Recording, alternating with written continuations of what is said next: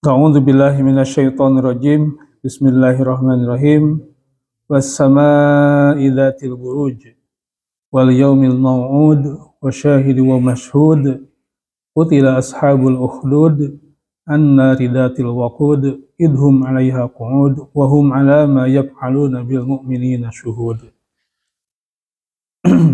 Jadi was-samaa'i dzatil buruj. Demi langit yang mempunyai al-buruj.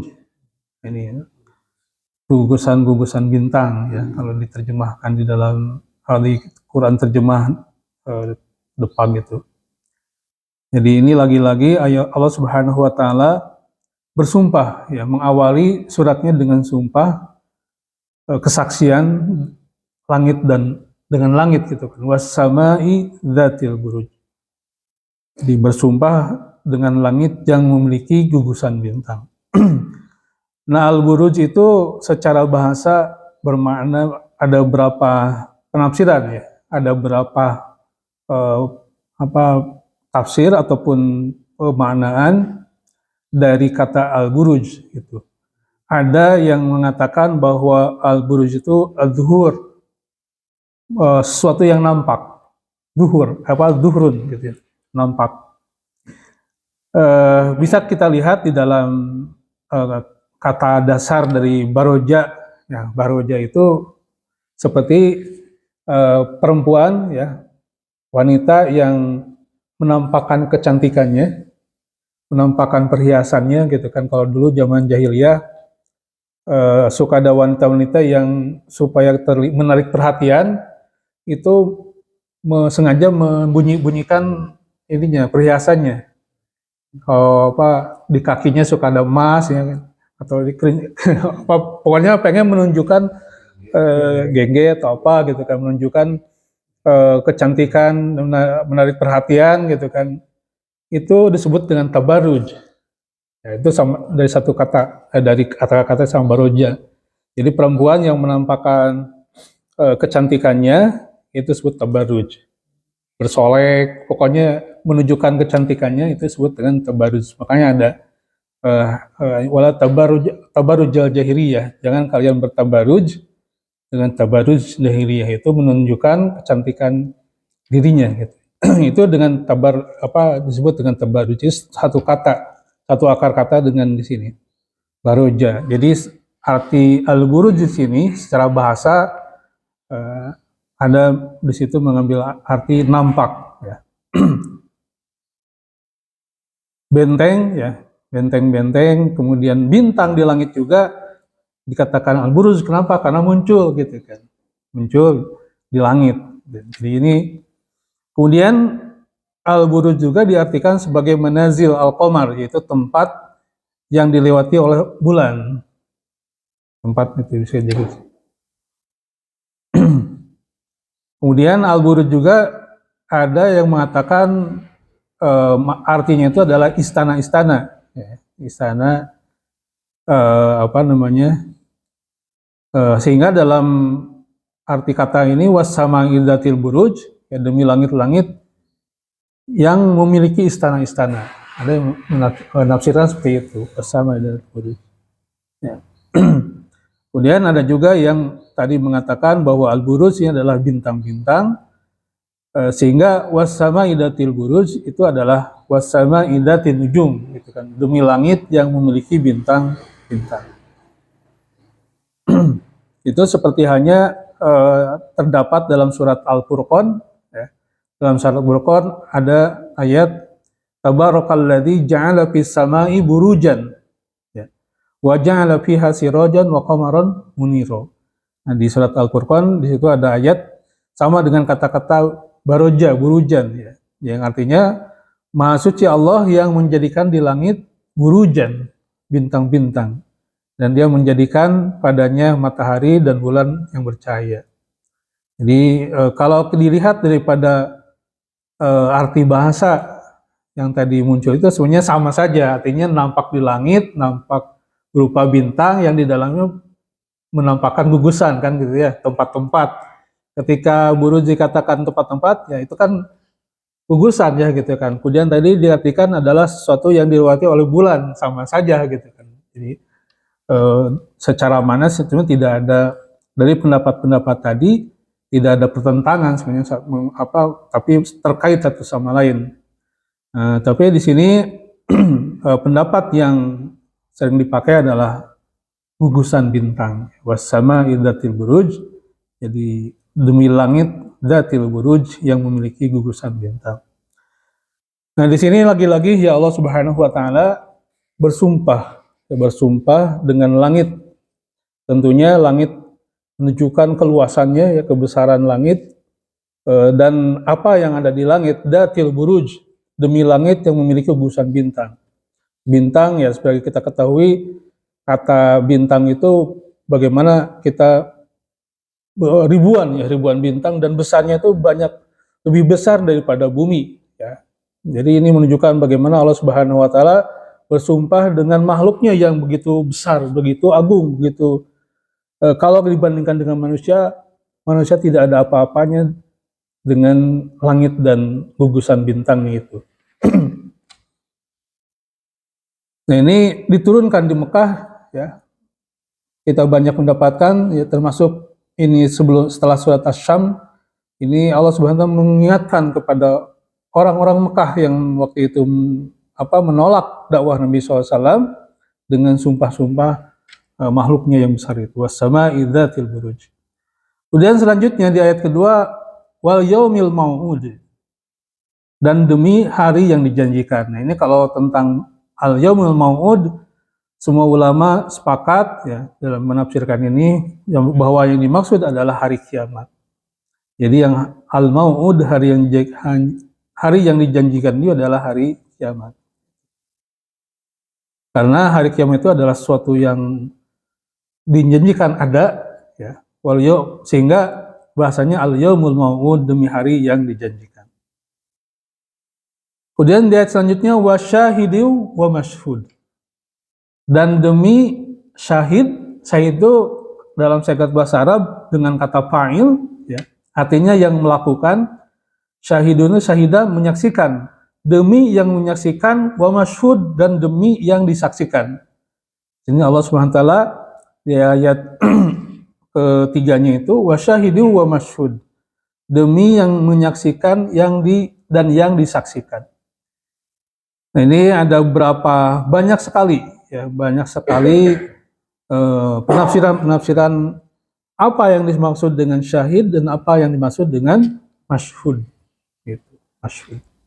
Ada yang mengatakan bahwa syahid itu yang dimaksud di sini adalah Allah Subhanahu wa taala. Gitu. Ada yang mengatakan bahwa wasyahidu wa mashhud, demi diri Allah Subhanahu wa taala, gitu. Demi Allah Subhanahu wa taala. Ada yang mengatakan bahwa yang masyhud di sini adalah Nabi Muhammad SAW. Jadi bahwa yang maksud dengan syahid di sini adalah Rasulullah SAW. Ketika Rasulullah SAW sempat menyaksikan Allahumma ashhad, gitu kan. Ketika dijawab apakah aku telah menyampaikan risalah, ketika di akhir-akhir risalah itu, lalu para sahabat kaum muslimin mengatakan aku telah menyaksikannya, gitu kan. Ini yang Rasulullah SAW menyaksikan pernyataan itu. Atau ketika di sini Ibnu Abbas menyatakan bahwa syahid di sini adalah Nabi Muhammad SAW. Kemudian juga seperti hanya Imam Mujahid, ya. Imam Mujahid berpendapat bahwa syahid di sini adalah manusia semua. Jadi kita semua syahidun, yang menyaksikan. Jadi itu Imam Mujahid. Kemudian kita juga dapatkan bahwa syahid, ya, ini bahwa syahid itu adalah hari Jumat, syahidun, hari Jumat. Kemudian wa mashhud ada hari Arafah, hari Idul Adha, dan hari kiamat. Banyak sekali tafsiran-tafsiran tentang syahidun wa mashhud. Tetapi seperti hanya Imam As-Shawqani berpandangan bahwa yang dimaksud di sini adalah syahidu wa mashhud adalah semua yang menyaksikan dan semua yang disaksikan. Jadi Allah Subhanahu wa taala bersumpah dengan semua yang menyaksikan dan semua yang disaksikan. Gitu. Kalau Imam Syaukani itu di dalam Fathul Qadir, ya tafsirnya yang disusun oleh Imam Syaukani itu mengatakan bahwa syahidun wa masyhud maksudnya adalah semua yang menyaksikan dan yang disaksikan. Itu Allah Subhanahu wa taala bersumpah dengan semua yang menyaksikan dan yang disaksikan. Termasuk As-Sa'di ya. As-Sa'di juga mengatakan bahwa maksud dengan syahidin wa masyhud itu adalah semua yang menyaksikan dan semua yang disaksikan. Gitu. Termasuk di sini gitu kan, bahwa kalau kita lihat di ayat selanjutnya, itu Allah Subhanahu wa taala menerangkan atau menghabarkan tentang orang-orang kafir yang menyiksa kaum mukminin, dan mereka menyaksikan ketika kaum mukminin disiksa, ya. Jadi syahid menyaksikan. Gitu. Di sini Allah menyebutkan karena di dalam surat Al-Buruj berkaitan tentang penyiksaan terhadap kaum mukminin dan mukminat, sedangkan orang-orang kafir menyaksikan mereka disiksa dan orang-orang kafir itu berpesta pora ataupun dengan melihat penyiksa itu dengan senang gitu kan menyaksikannya. Seperti itu Imam As-Syaukani dan As-Sa'di berpendapat tentang syahidu wa masyhud. Jadi Allah SWT di 3 ayat pertama itu bersaksi dengan langit, kemudian bersaksi dengan hari kiamat, kemudian bersaksi dengan yang menyaksikan dan yang disaksikan, kan, dengan penafsiran yang tadi banyak sekali. Gitu. Jadi kalau saya melihat Imam Asy-Syaukani lebih mengaitkan dengan ayat selanjutnya, yaitu ayat tentang penyiksaan kaum mukminin oleh orang kafir, ya, seorang raja yang zalim. Jadi di ayat selanjutnya, qutila ashabul ukhdud. Kata Allah Subhanahu wa taala, qutila ashabul ukhdud, binasalah orang-orang yang membuat parit. An-nari datil wuqud, yaitu parit yang berapi, ya, yang mempunyai datil waqud, ya, yang punya kayu bakar. Idhum 'alaiha qu'ud, ketika mereka orang-orang yang membakar itu duduk di sekitar parit. Wa hum 'ala ma yaf'aluna bil mu'minina syuhud, dan mereka menyaksikan apa yang mereka lakukan terhadap orang-orang mukmin tersebut. Gitu. Wa ma naqamu minhum illa ayyuminu billahil azizil hamid. Dan mereka menyiksa orang-orang mukmin itu hanya karena orang-orang itu beriman kepada Allah Subhanahu wa taala Al-Aziz Al-Hamid, yang maha perkasa dan maha terpuji. Alladzi lahu mulkus samawati wal ard, yang miliknya lah kerajaan langit dan bumi. Wallahu ala kulli syai'in syahid, dan Allah menyaksikan segala sesuatu. Innal ladzina fatanul mu'minina wal mu'minati tsumma lam yatubu falahum 'adzabu jahannam wa lahum 'adzabul harik. Sesungguhnya orang-orang yang mendatangkan fitnah, ya, alladzina fatanu, yang datang cobaan membakar kepada orang-orang yang mukmin, laki-laki dan perempuan, lalu mereka tidak bertobat, maka mereka akan mendapatkan azab, ya, azabul harik, mereka akan mendapatkan adab, ya, akan mendapatkan siksaan. Nah, ini Allah Subhanahu wa taala mengungkapkan satu kejadian yang keji, ya, dengan diawali qutila ashabul ukhdud, dengan pernyataan binasalah orang-orang yang membuat parit. Ini satu kejadian yang yang mengenaskan lah. Jadi qutila ashabul ukhdud.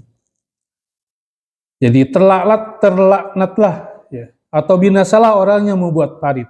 Jadi ayat ini bagaimana Allah Subhanahu wa taala mengutuk, ya, orang yang ashabul ukhdud yang membuat parit.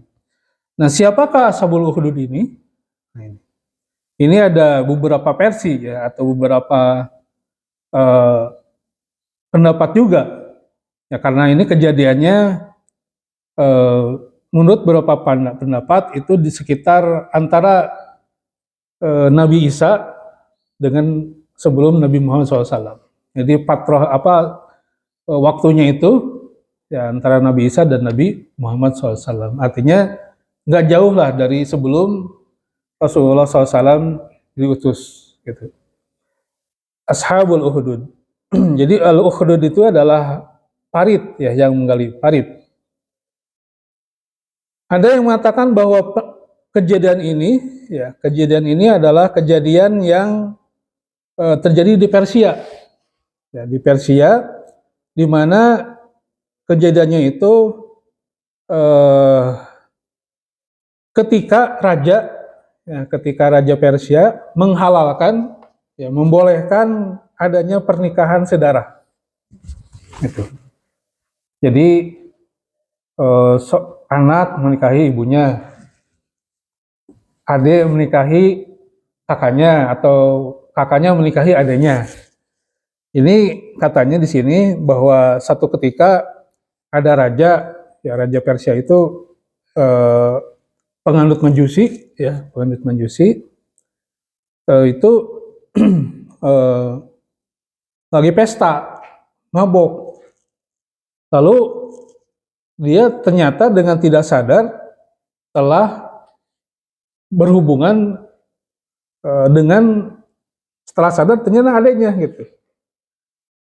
Dan dari kejadian itu ramai gitu, ramailah peristiwa itu, sehingga untuk menutupi malunya si raja itu membuatlah satu aturan bahwa boleh untuk menikahi adik gitu. Akhirnya dibolehkan untuk saudara.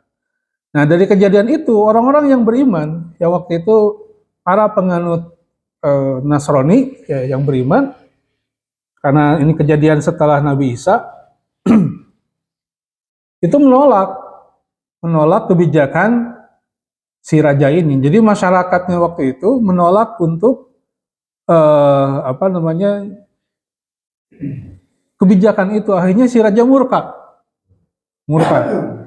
Jadi kejadian itu orang-orang yang menolak kebijakannya lalu dibakar dengan dimasukkan ke dalam parit.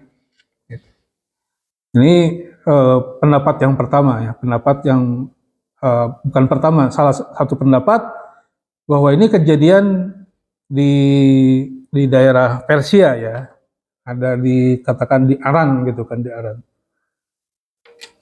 Bahkan ada yang mengatakan kalau kita dapatkan ada Ashabur Rossi ya, di dalam ayat yang lain ada kejadian Ashabur Rossi. Ya, ini adalah masyarakat ataupun raja di Persia yang membunuh ini gitu kan. Dia yang mengatakan begitu. Ini adalah yang disampaikan oleh Ali bin Abi Thalib. Nah, Ali bin Abi Thalib bahwa yang dimaksud Ashabul Uhdud adalah kejadian ketika di Persia gitu. Ada juga yang seperti halnya yang diriwayatkan atau oleh Ibnu Ishaq ya dalam sirahnya, bahwa Ashabul Uhdud ini adalah kejadian di Yaman ya, di Yaman, itu raja itu namanya Bu Nuwas ya. Ya berpindah agama ke Yahudi. Dia asalnya Nasrani, kemudian dia lebih berafiliasi ke Yahudi. Ya, sehingga orang-orang yang Nasrani yang nggak mau pindah ke Yahudi itu dibunuh, gitu kan. Dibunuh sehingga cara pembunuhannya terhadap orang-orang ini adalah dengan dimasukkannya ke parit.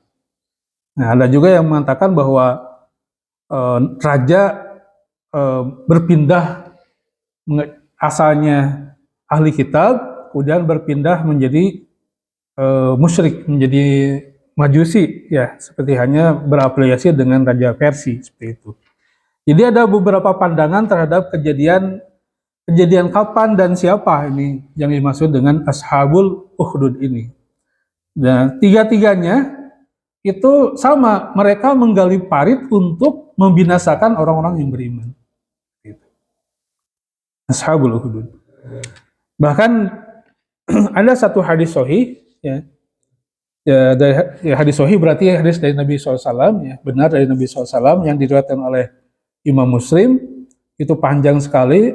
Di sini Rasulullah SAW menceritakan tentang kejadian, ya kana malikun iman kana qablakum wa kana sahirun falamma habarok. Jadi ada satu diceritakan di hadis ini bahwa ada satu raja atau seorang raja dari golongan umat sebelum kalian, kata Rasulullah SAW, dia itu memiliki seorang tukang sihir, gitu kan. Jadi namanya raja tuh dulu selalu punya tukang sihir untuk menguatkan kekuasaannya itu. Ya, jadi ada sihir, tukang peramal, tukang gitulah gitu ya.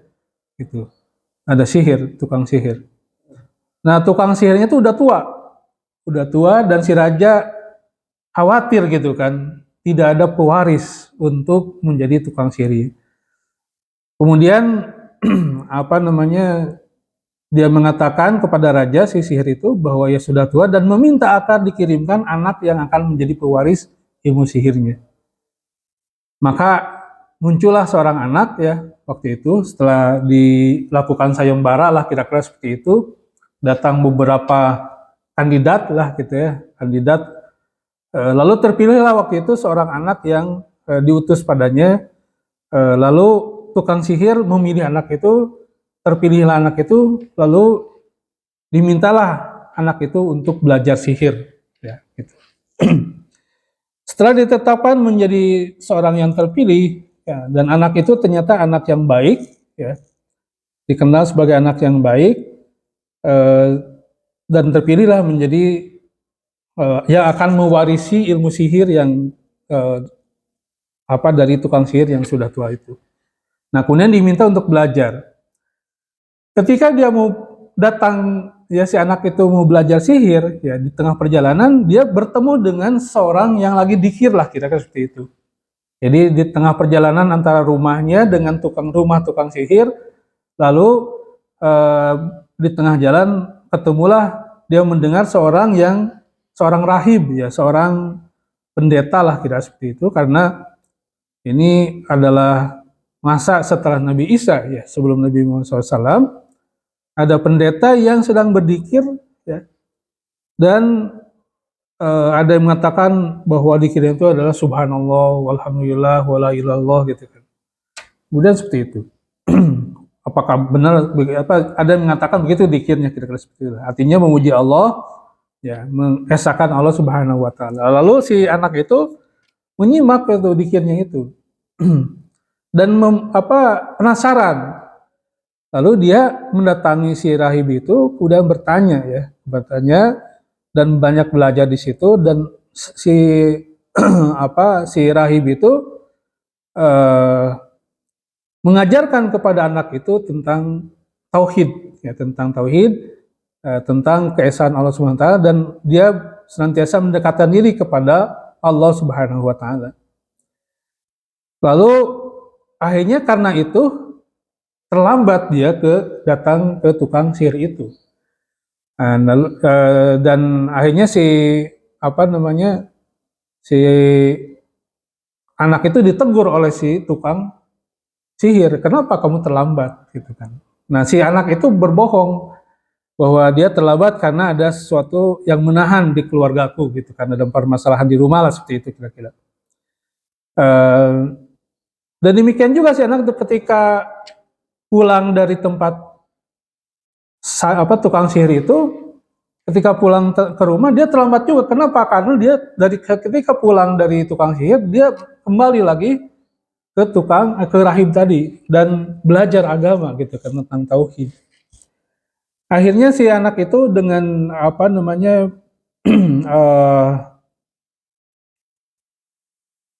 meyakini tentang tauhid, ya, meyakini tentang ajaran yang diberikan oleh si pendeta tersebut, ya. Dan dia juga sebenarnya masih ragu mana yang benar, gitu kan, apakah si sihir ataupun apa yang diajarkan oleh rahib itu. Lalu suatu ketika dia pulang dari dari sihir dan rahib itu, ketika mau ke rumahnya, dia di tengah jalan bertemu dengan seekor binatang besar gitu kan. Apakah nggak tahu apa binatangnya, apakah beruang atau apa, yang jelas besar menghalangi jalan. Bahkan orang-orang nggak bisa lewat karena takut dengan binatang besar itu. Lalu anak itu mencoba untuk mengalahkan binatang besar itu. Di dalam hatinya, ya, dia berkata, pada hari ini saya akan mengetahui apakah penyihir yang lebih baik atau si rahib itu yang benar. Lalu dia mengambil batu, ya, kemudian berkata, ya Allah, apabila perkara rahib itu lebih dicintai di sisimu daripada tukang sihir, maka bunuhlah binatang ini, ya, gitu. Sehingga orang-orang seperti itu melihat, ya. Lalu dia melemparkan batu, ya, dengan menyebut dengan keyakinan itu, ya Allah, apabila perkara rahib itu lebih Allah cintai, ya, di sisimu daripada tukang sihir, ya, maka bunuhlah binatang ini dengan batu itu. Hanya si anak itu mengambil batu dan melempar, dan terbunuhlah si binatang besar itu. Ya. Dan orang-orang menyaksikan atas kejadian itu, karena orang kan di tengah jalan kehalangan gitu ku binatang buas itu dan takut gitu. Ya. Setelah itu tersebarlah, diketahuilah anak ini gitu kan dengan kemujizatan karomah yang diperoleh itu. Jadi dia pengen membuktikan nih keyakinannya itu mana gitu kan, apa yang diajarkan oleh rahib atau sihir. Akhirnya dia punya keyakinan kepada Allah gitu kan. Ya Allah, kalau mana nih ini benar? Kalau memang yang diajarkan rahib itu benar, maka bunuhlah si binatang besar ini gitu kan. Lalu dia ngambil batu dan dilempar. Akhirnya terbunuh. Nah, dia muncullah keyakinan dia. Ini sama yang saya pernah sampaikan juga di sini. Dulu saya punya teman mualaf, ya, mantan dulu sebelumnya dia sekolah di teologi, bahkan dia terpilih ke Vatikan. Ketika di sana dia mendapatkan manuskrip yang menggoyahkan, bahkan jadi menggoyahkan keyakinan dia gitu kan, dan menemukan kata Muhammad di situ. Tapi dia ragu. Jadi dengan teman-temannya itu, wahai Tuhan, kami menemukan keraguan gitu kan. Tapi kami yakin adanya Engkau gitu kan. Tunjukkan gitu kan, mana yang benar. Hanya terpatrilah waktu itu ketika membaca manuskripnya ada kata Muhammad, diteliti, oh ini yang benar. Hanya masuk Islam. Padahal pendeta, dan subhanallah ketika masuk Islam itu dalam beberapa bulan itu sudah dia bisa memahami ataupun bisa menerangkan ayat-ayat Al-Quran lah gitu kan dalam waktu beberapa bulan gitu. Walaupun bacanya belum bagus, yang dia baca adalah terjemah yang diterbitkan oleh Departemen Agama gitu. Nah, anak ini juga sama, dia di hatinya pengen buktikan kalau apa yang disampaikan oleh benar, maka bunuhlah binatang itu. Bunuhlah. Akhirnya anak itu terkenal, dan dia dengan keyakinan yang dia miliki, dia bisa menyembuhkan orang buta dan penyakit kulit, dan datanglah orang-orang kepada dia gitu. Dan setiap kali penyembuhan, bahwa dia mengatakan bahwa aku tidak dapat menyembuhkan seorang pun, ya. Yang menyembuhkan hanyalah Allah. Dia sampaikan begitu. Jadi yang menyembuhkan hanyalah Allah. Jika engkau mau beriman kepada Allah, aku akan berdoa kepada Allah supaya engkau bisa disembuhkan. Itu kata anak ini. Ya. Jadi ketika menyembuhkan, ketika orang datang kepadanya itu, dia mengatakan bahwa yang menyembuhkan adalah Allah, dan aku akan berdoa kepada Allah untuk menyembuh. Akhirnya orang banyak beriman dari situ. Sampai ini sampailah kepada informasi ini kepada raja, ya. Kemudian sampai sahabat raja saja, ya, waktu itu datang kepadanya untuk berobat gitu. Jadi sahabat itu mendatang raja, dan akhirnya yang penyakit yang dia derita itu gak sembuh-sembuh, ya. Akhirnya si sahabat raja itu datang ke anak itu dan berobat dan sembuh. Nah, lalu sahabat raja itu sama datang kepada raja, ya. Lalu raja pun bertanya, siapa yang menyembuhkan penglihatanmu? Dia buta ternyata sahabat raja itu. Lalu sahabat raja itu mengatakan, Robku. Lalu si raja itu kaget, ya. Apa yang kau katakan, Rob, gitu kan, Tuhan, selain aku, kata raja itu. Lalu si sahabat bertanya, Robku dan Robmu itu sama, yaitu Allah Subhanahu Wa Taala. Gitu. Jadi sahabat raja itu yang buta, ya, yang penyakitnya sudah menahun, gitu kan, tiba-tiba sembuh. Lalu si raja nanya itu, siapa yang menyembuhkan? Kata si sahabatnya itu, Robku. Siapa Robmu? Gitu. Bukannya aku menjadi Tuhanmu. Itu kata si sahabat itu, Allah, gitu kan. Allah Robku dan Tuhanku dan Tuhan kamu, gitu kan. Wah, si raja itu akhirnya walaupun dia sahabatnya, akhirnya menyiksa sahabatnya itu dan membunuh, gitu kan. Nah, lalu sampailah bahwa anak ini, ya, informasi tentang anak ini, di mana si Gulam tadi, ya, dia telah menyebarkan tauhid, dan si raja mendengar akan itu. Akhirnya si raja itu memanggilnya dan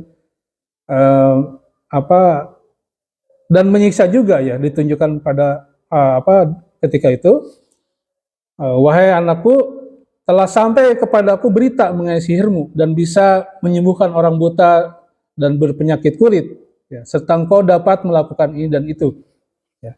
Lalu pemuda pun menjawab, ya, bahwa si Gulam tadi menjawab, sesungguhnya aku tidaklah dapat menyembuhkan siapapun, yang menyembuhkan adalah Allah, ya. Lalu mendengar hal itu, si raja pun lalu menindak, ya, anak itu dan terus menyiksa sampai ditunjukkan pada pendeta yang menjadi gurunya tadi. Ketika pendeta si rahib tadi didatangkan, raja pun memerintahkan padanya, kembalilah pada ajaranmu. Lalu pendeta pun enggan. Lalu didatangkan gergaji dan diletakkan di tengah kepalanya. Lalu dibelahlah kepalanya dan terjatuhlah belahan kepala tersebut. Itu luar biasa, ya, kejamnya. Jadi si rahib tadi yang ngajarin anak tentang tauhid itu dipanggil ke raja, lalu dia gak mau keluar daripada keyakinannya dan dibelah, digergaji kepalanya. Itu ini real, ya. Kenapa? Karena Nabi yang mengatakan, yang menceritakan. Jadi begitu. Jadi si rahib tadi didatangkan dan digergaji, ya, dan terbelah kepalanya. Sampai segitunya, ya. Setelah itu sahabat dekat saja didatangkan pula, ia pun dipenggal, diperintahkan hal yang sama dengan pendeta. Jadi si sahabatnya tadi juga sama, dibunuh. Kembalilah kepada ajaranmu, ia pun enggan. Lalu dia di tangan gergaji dan diletakkan di tengah kepala, lalu dibelahlah kepalanya dan terjatuhlah kepala tersebut. Jadi termasuk sahabatnya, ya, temannya juga sama. Kemudian giliran pemuda tersebut, pemuda itu didatangkan, lalu diperintahkan yang sama untuk kembali kepada ajaran raja. Ya. Dia pun enggan. Kemudian anak itu diserahkan kepada pasukan raja. Lalu raja berkata, pergilah kalian bersama pemuda ini ke gunung ini dan itu, gitu kan. Lalu dakilah gunung tersebut bersamanya. Jika kalian telah sampai di puncaknya, lalu ia mau kembali pada ajaran, lalu kalau mau dia kembali kepada ajaran yang sebelumnya, maka dibebaskan. Dan jika tidak mau, lemparkanlah ia dari gunung tersebut. Gitu. Jadi itu kalau ke anak ini nggak digergaji, tapi dicoba untuk dibawa ke gunung. Kemudian ketika di sana, ditawari opsi gitu ya, mau balik ke ajaran raja atau tetap di tauhid gitu kan, keyakinannya. Kalau dia tidak mau kembali, ya tetap di ajaran yang benar, dia dengan tauhid ini, lempar aja udah di gunung itu dari jurang gitu, seperti itulah kira-kira. Nah, kemudian di puncak gunung itu, ya lantas pasukan raja tersebut pergi bersama pemuda itu, lalu mendaki gunung. Lalu pemuda ini berdoa, ya Allah, cukupilah aku dari tindakan mereka dengan kehendak-Mu. Itu kata si anak itu, berdoa kepada Allah Subhanahu wa taala. Lalu gunung pun lantas terguncang dan semua pasukan raja akhirnya jatuh. Ini mirip apa yang diungkapkan anak ini dengan doa Nabi SAW. Apa doanya? Ya Hayyun ya Qayyum birahmatika astagis aslih sya'ni kullah wala takilni ila nafsi tarfata'in, ya gitu ya. Ya Allah, kalau anak ini berdoa, ya Allah, aku cukupkan ya, cukupilah aku dari tindakan mereka dengan kehendak-Mu. Lalu gunung berguncang dan semua pasukan raja akhirnya jatuh. Ya. Pemuda itu kemudian berjalan menuju raja. Ya. Ketika sampai, raja berkata pada pemuda itu, apa yang dilakukan teman pemuda ini? Ya. Jadi raja berkata, apa yang dilakukan teman-temanmu tadi? Gitu kan. Pemuda itu menjawab, Allah Ta'ala telah mencukupi dari tindakan mereka. Lalu pemuda ini dibawa lagi bersama pasukan raja. Raja memerintahkan pada pasukannya, pergilah kalian, maka bebaskanlah dia. Ya, pergilah kalian ke lautan, ya. Jadi kalau tadi diperintahkan untuk pergi ke gunung, nah kalau sekarang diperintahkan untuk dibawa ke lautan.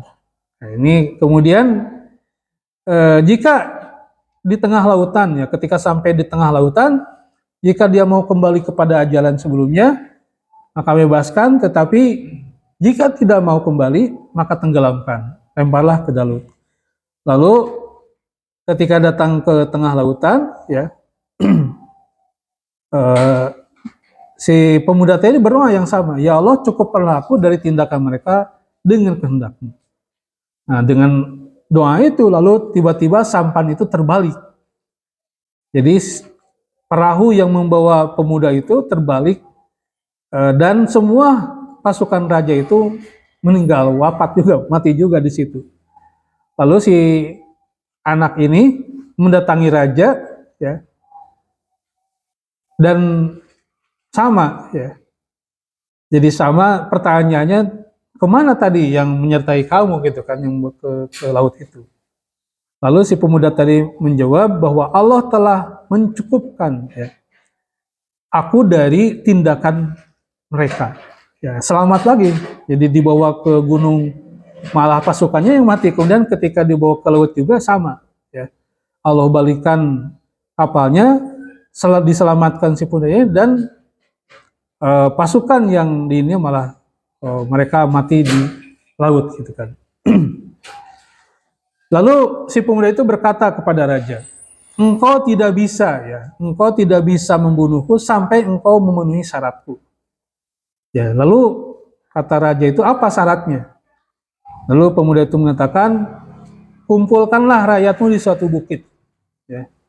Lalu saliblah aku di atas bukit tersebut, di atas sebuah pelepah. Ya, kemudian ambillah anak panah dari tempat panahku, lalu ucapkanlah Bismillahi Rabbil Gulam. Jadi kata dia, kalau mau membunuh aku, coba bawalah aku ke satu tempat yang disaksikan oleh semua masyarakat gitu kan. Lalu ambillah panah yang dibawa olehku, lalu sebutkanlah Bismillah Rabbil Gulam. Ya, dan menyebut nama Allah, Rob anak ini gitu. Rob pemuda ini. Lalu panahlah aku. Ya, karena jika melakukan seperti itu, engkau pasti akan membunuhku. Itu kata anak itu. Jadi disyaratkan kalau ingin bunuh, sok Bismillah. Bismillah dulu, ditantang si raja itu. Lalu raja itu mengambil anak panah, lalu disiapkanlah waktu itu ya, disiapkan apa namanya prosesi itu. Anak itu digantung, disalib ya di dalam satu ini, kemudian ditempatkan di satu tempat, kemudian dilakukanlah seperti yang disampaikan anak itu. Lalu anak itu diundanglah orang menyaksikan pembunuhan anak itu, lalu dipanah ya dengan ucapan Bismillahirrabbilgulam, dengan menyebut nama Allah Tuhan pemuda ini. Lalu dilepaskanlah si panah tersebut, dan panah itu mengenai pelipis anak itu, yaitu antara telinga dengan mata, antara telinga dengan mata. Ini berarti ya kena sini. Lalu penata itu memegang pelipisnya, tempat anak tersebut menancap, lalu anak itu wafat, gitu. Nah, rakyat yang berkumpul waktu itu, masyarakat yang berkumpul, lalu setelah menyaksikan kejadian itu, mereka beriman rame-rame kepada Allah Subhanahu wa taala. Kami beriman pada Tuhan pemuda ini ya. Kami beriman kepada aman nabi rabbil gulam, aman nabi rabbil gulam, aman nabi rabbil gulam. Jadi waktu itu masyarakat rame-rame bersyahadat gitu kan. Rame-rame mengucapkan keimanannya pada Allah Subhanahu wa taala. Jadi setelah dicoba anak ini dibunuh dan gak mempan-mempan, lalu dia menyatakan kalau mau membunuh saya, coba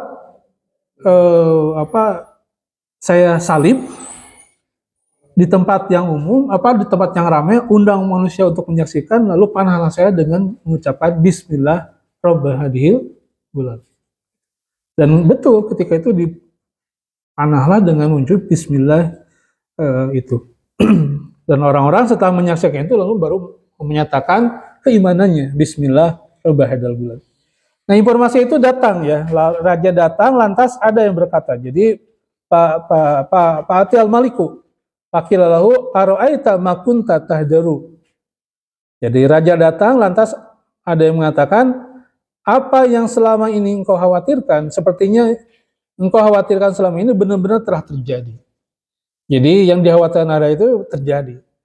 Manusia saat ini telah beriman kepada Tuhan pemuda tersebut. Lalu raja tadi memerintahkan untuk membuat parit, ya setelah kejadian itu, lalu raja itu membuat parit, memerintahkan membuat jalit di jalanan, lalu dinyalakan api di dalamnya. Ya, jadi itu ukhdud itu di sini. Jadi raja itu memerintahkan membuat parit dan dinyalakan api di dalamnya. Raja pun berkata, siapa yang tidak kembali kepada ajaran raja gitu kan, maka lemparkanlah dia ke dalam api, lemparkanlah ke dalam parit itu. Ya. Lalu orang-orang beriman, ya masuklah ke dalamnya. Ya. Mereka pun melakukan sampai, pokoknya orang-orang yang menyatakan keimanannya dimasukkan ke dalam parit itu. Parit yang dibuat, yang di dalamnya dipenuhi dengan api. Ya. Lalu orang-orang beriman dimasukkan ke dalamnya, dipaksa, sampai ada seorang ibu, ya, dia tidak berani masuk ke dalam api tersebut karena dia membawa bayi gitu kan, bayi yang baru dilahirkan. Dan ajaibnya si anak itu berkata, jadi si ibu itu kenapa gak mau masuk ke dalam parit? Karena dia membawa anaknya. Ini anak saya gimana nih gitu kan. Lalu anak itu berkata, wahai ibu, bersabarlah ya. Ya ummi isbiri fa innaki alal haq. Itu yang dikatakan bayi. Jadi bayi ini bayi belum bisa bicara gitu ya. Tapi dia bicara. Wahai ibu, isbiri bersabarlah. Fa innaki alal haq. Karena engkau berada di atas kebenaran. Lalu ibu itu akhirnya masuk dengan membawa bayinya ke dalam parit. Itulah qutila ashabul ukhdud. Ya. Jadi di ayat itu qutila ashabul ukhdud, binasalah ya. Ashabul ukhdud, orang yang menggali parit gitu. Jadi kejadian seperti itu. Jadi kejadiannya bagaimana si raja ya membuat parit untuk membinasakan orang-orang yang beriman. Nah ini apa namanya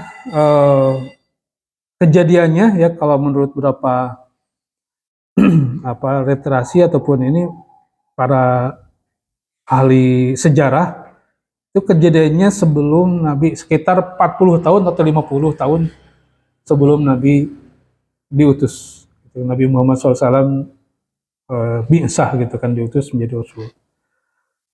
Itu kutila ashabul uhudud an-naridatil waqud di mana mereka membuat parit kemudian dinyalakan api di dalamnya idhum alaiha qu'ud mereka duduk di samping parit kemudian mereka menyaksikan pembakaran orang-orang yang beriman. Orang yang beriman dimasukkan ke dalam parit itu lalu terbakar, dihabisi. Jadi semua orang beriman saat itu dimasukkan ke dalam parit dan terbakar, dibunuh. Sampai tadi ada ibu yang baru melahirkan dia masuk ke dalamnya dengan bayi itu karena bayi itu sendiri mendengar ya ataupun mengatakan bicara kepada ibunya, wahai ibuku isbiri bersabarlah ya. Kenapa? Fa'innaki 'alal haq, karena engkau berada di atas kebenaran. Akhirnya si ibu itu masuk ke dalam parit itu bersama bayinya. Itu baru sampai ke berapa tentang ashabul uhudud. Jadi kutila ashabul an-nari talwaqid malaikud wahum ala ma yaf'aluna bil mu'minina syuhud. Mereka menyaksikan apa yang telah diperbuat terhadap orang yang beriman. Dan tidaklah orang-orang tersebut wa ma naqamu minhum illa ayyuminu billahi al-'azizil. Jadi orang-orang tersebut tidaklah disiksa kecuali hanya menyatakan kami beriman kepada Allah yang Maha Perkasa dan terpuji. Itu Bapak sekalian, ini luar biasa ya surat Al-Buruj ini. Dr. Heri selalu membacakannya ya, sering membacakan ketika jadi imam surat Al-Buruj ini. Nah ini di dalamnya itu adalah tentang bagaimana orang-orang dulu ya, sekitar 50 tahun sebelum Rasulullah diutus, itu ada kejadian ini. Dan ternyata ya ada yang selamat. Ini kalau secara kayak kata Haikal Hasan ya seorang sejarawan, ini tadi kan ada mengatakan beberapa tempat ya kalau kejadian ini ya sebagian dalam hadis itu kejadiannya terjadi di daerah Yaman selatan Saudi tapi sekarang masuk ke sana. Ada beberapa kalau buka di Wikipedia itu ada beberapa tempat ya yang menunjukkan ini adalah kejadian ini di tempat ini di daerah Yamamah. Sampai situ dulu mungkin ya, barangkali mungkin ada yang menambahkan dari ayat itu. Demikian walau alam shawab, semoga menjadi kebaikan buat kita semua. Mohon maaf bila ada kekurangan. Billahi taufiq hidayah. Assalamualaikum warahmatullahi wabarakatuh.